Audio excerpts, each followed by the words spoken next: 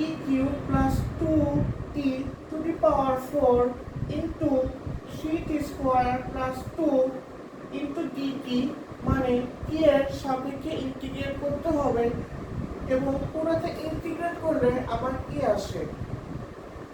আচ্ছা, আমি যেভাবে শুরু করছি আমার লেখালেখি সেটা হলো যে t কিউব 3t স্কয়ার, এই দুটো জিনিসের মধ্যে কার পাওয়ার বেশি? অবভিয়াসলি t কিউবের পাওয়ার বেশি।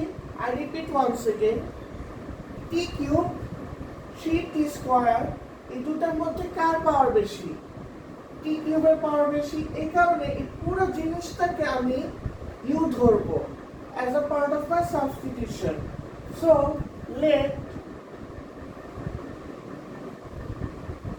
লেটটা সুন্দর করে লিখছি, let u equals to t cube plus 2t. So u কে যদি আমি t এর সাপেক্ষে ডিফারেন্সিয়েট করি তাহলে কি আসে? du divided by dt equals to 3t square plus 2. So আমি পুরো জিনিসটাকে যদি রেসিপ্রোকাল করি তাহলে কি আসে? dt divided by du equals to 1 divided by 3t square plus 2.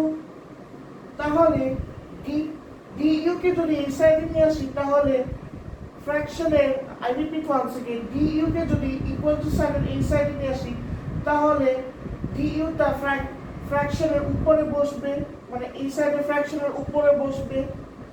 So dt equals to, I repeat once again, dt equals to, dt টা আমি সুন্দর করে লিখছি, dt equals to du divided by 3t square plus 2.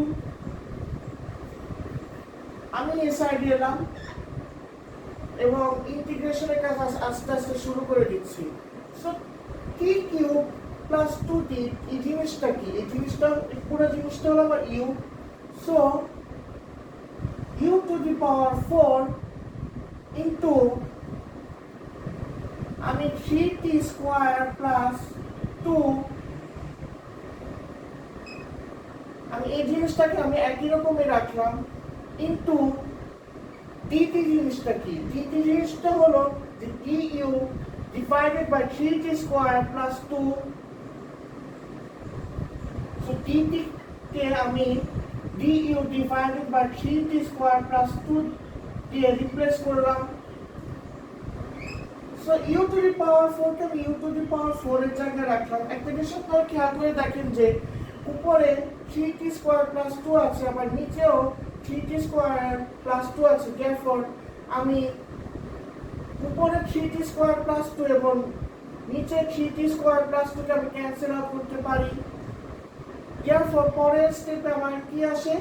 u to the power 4 into du, u to the power 4 du মানে বোঝাচ্ছে কি আবার u to the power 4 K u এর সাপেক্ষে ইন্টিগ্রেট করতে হবে। তার মানে কি ইন্টিগ্রেশনটা আমার জন্য আরো সোজা হয়ে যাচ্ছে। সো পরের স্টেপে u to the power 4 কে যদি ইন্টিগ্রেট করি u এর সাপেক্ষে তাহলে 1 divided by 5 into u to the power 5 plus c equals to 1 divided by 5 which means 1/5.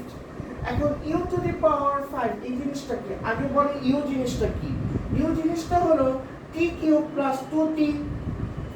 So u কে আমি t কিউব প্লাস 2t দিয়ে রিপ্লেস করলাম, to the power 5 plus c. Thus my conclusion stands যে t cube plus 2t to the power 4 into 3t square plus 2 dt মানে t এর সাপেক্ষে integrate করতে হবে। My final answer comes after completing my integration 1 divided by 5 into t cube plus 2t to the power 5 plus c. Thank you so much.